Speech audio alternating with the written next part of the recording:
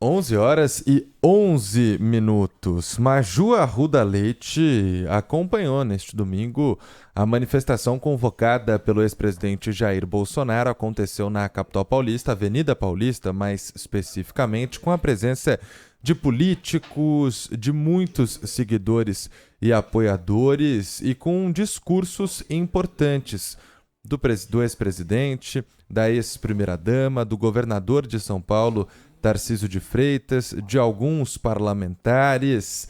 Tem muita coisa para falar sobre isso, né, Maju? Bom dia. Oi, Lupato, Sabino, bom dia a vocês, bom dia a todos. Pelo menos 6 quarteirões da Avenida Paulista ficaram cheios de manifestantes vestindo as cores verde e amarela ontem nessa manifestação na Avenida Paulista, de acordo com a Secretaria da Segurança Pública. Foram 600 mil pessoas que marcaram presença nesse evento e esse público chega a 750 mil manifestantes, levando em conta as pessoas que estavam ali nas ruas paralelas da Avenida Paulista. Também em nota, a Secretaria da Segurança Pública disse que a manifestação foi pacífica e que não teve nenhum registro de incidentes e ocorrências.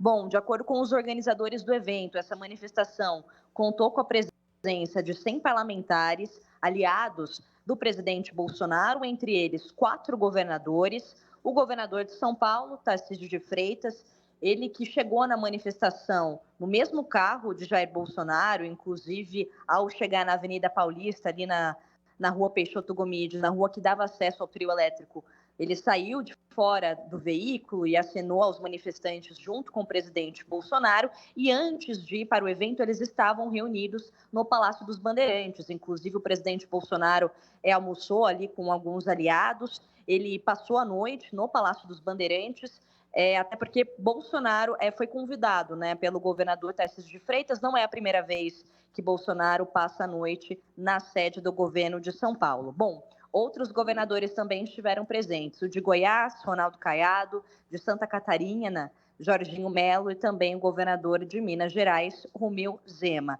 Entre os parlamentares, deputados Nicolás Ferreira, Gustavo Gayer, Carla Zambelli, senadores, o presidente do PP, Ciro Nogueira, Magno Malta, Rogério Marinho, Marcos Pontes. Quem também marcou presença foi o prefeito de São Paulo, Ricardo Nunes, que também estava reunido com Bolsonaro e aliados no Palácio dos Bandeirantes e chegou na Avenida Paulista nessa mesma comitiva de carros de Bolsonaro. Em relação aos discursos, a primeira pessoa a discursar, a falar ali com os manifestantes, foi o presidente do PL, partido de Bolsonaro, Valdemar Costa Neto.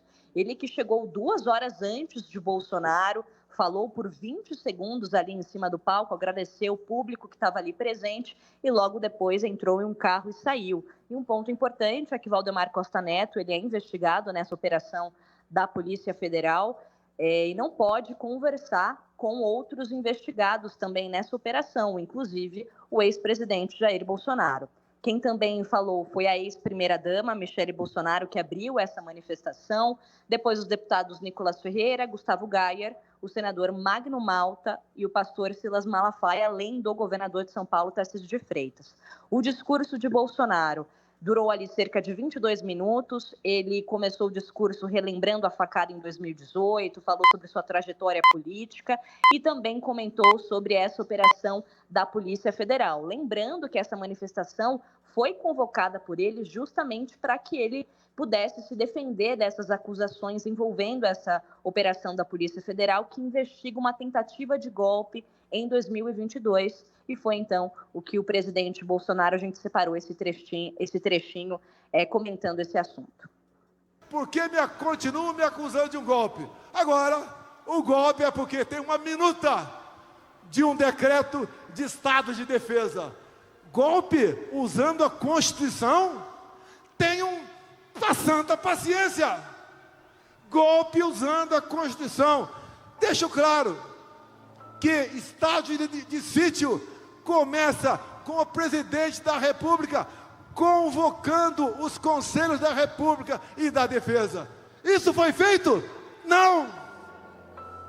Apesar de não ser golpe, o estado de sítio não foi convocado ninguém dos conselhos da República e da Defesa para se tramar ou para se botar no papel a proposta do decreto de estado de sítio. O segundo passo do decreto de estado de sítio, após o presidente ouvir os conselhos, ele manda uma proposta para o parlamento. E essa proposta é analisada pelo parlamento. E é o parlamento quem decide se o presidente pode ou não editar um decreto de estado de sítio. O estado de defesa é semelhante. Ou seja, agora querem entubar a todos nós que um golpe usando o dispositivo da Constituição, cuja palavra final, quem dá é o parlamento brasileiro, estava em gestação. Bolsonaro, ele também comentou sobre os ataques à sede dos três poderes em Brasília no dia 8 de janeiro e defendeu uma anistia aos presos, aos condenados por esses ataques golpistas.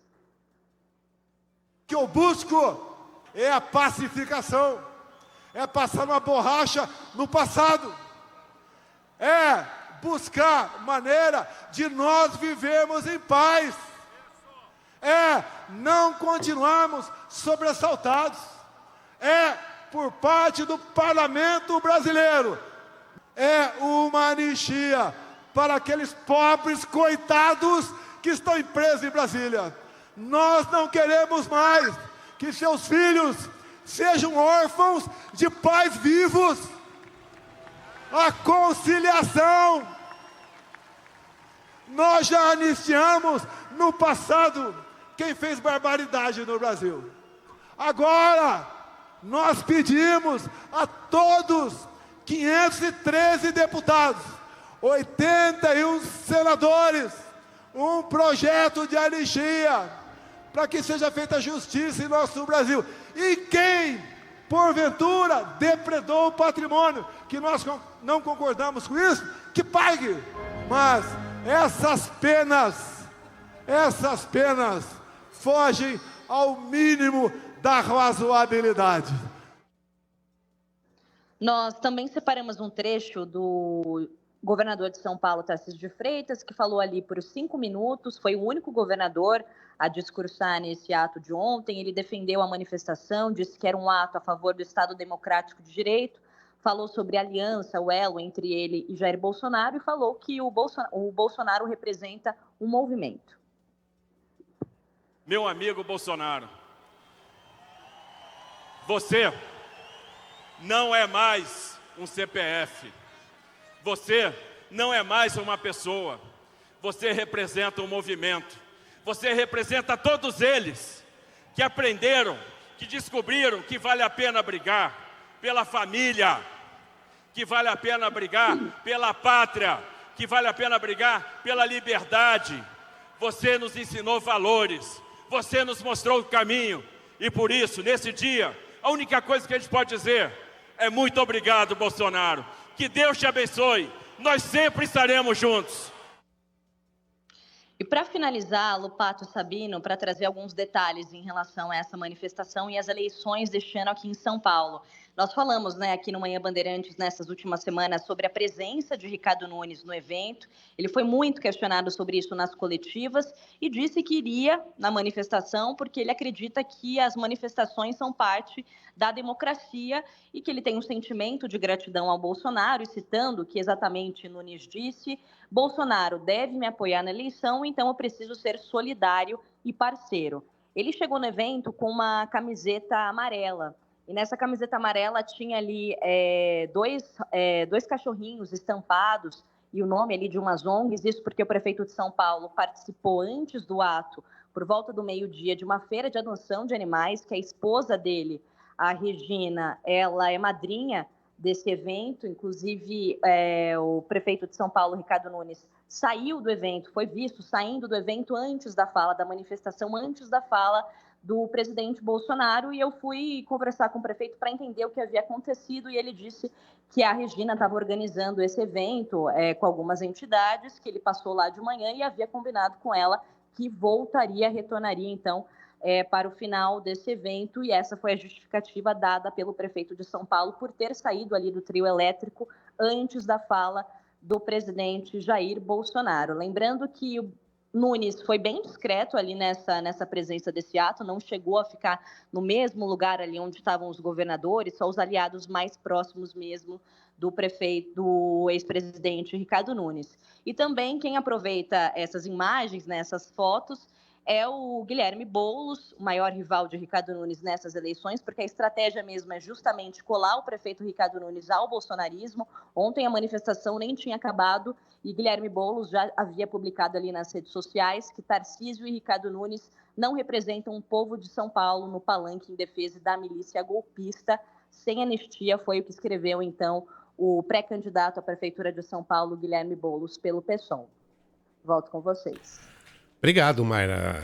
O assunto é polêmico, né? O assunto tem dois lados, como toda notícia, e o assunto é polêmico.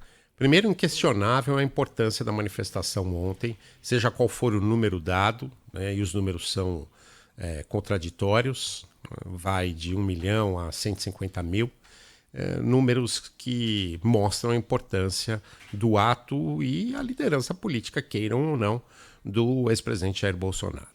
Segundo, há acusações já que estão sendo feitas contra o governador Tarcísio de Freitas por ter hospedado o ex-presidente Jair Bolsonaro e supostamente por ter permitido que o ex-presidente fizesse reuniões de organização dessa manifestação dentro do Palácio dos Bandeirantes. É óbvio que isso vai gerar polêmica, principalmente na Assembleia Legislativa de São Paulo.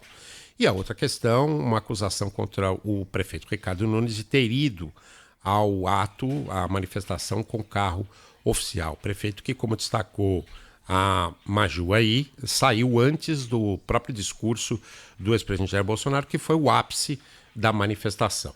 Agora, daí para dizer que foi ali uma participação tímida, mas não tinha previsão nenhuma de discurso do prefeito. Aliás, os seus principais assessores ficaram muito divididos entre se ele deveria ir ou não à manifestação. Alguns justificavam a ida, dizendo que as pesquisas mostram que o ex-presidente Jair Bolsonaro acrescenta, ou consegue repassar até 20% dos votos, né? Influencia esse eleitor. Numa eleição tão parelha como será com Guilherme Boulos, isso faz diferença. E outros assessores entendiam que não só a ligação com a imagem de Jair Bolsonaro, mas principalmente a sinalização de que toparia essa nacionalização do discurso da campanha eleitoral não seria benéfico ao prefeito Ricardo Nunes, que tenta encaixar aí um discurso exclusivamente de assuntos da cidade de São Paulo, mas se beneficiando dos votos de Bolsonaro. Enfim, um dia importante na história política do país.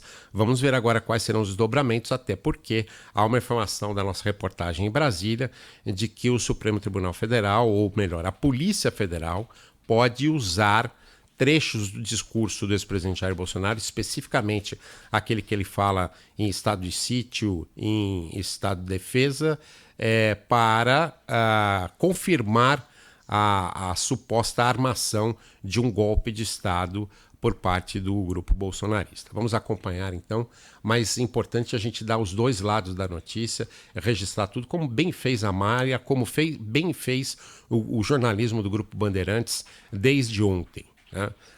Aliás, virá, não tenho dúvida, mais uma vez a discussão sobre o papel da imprensa e como a imprensa está fazendo a cobertura desses atos bolsonaristas. A imprensa tem a obrigação de trazer os dois lados e ser equilibrada nessas análises, mas principalmente, e antes das análises, informar.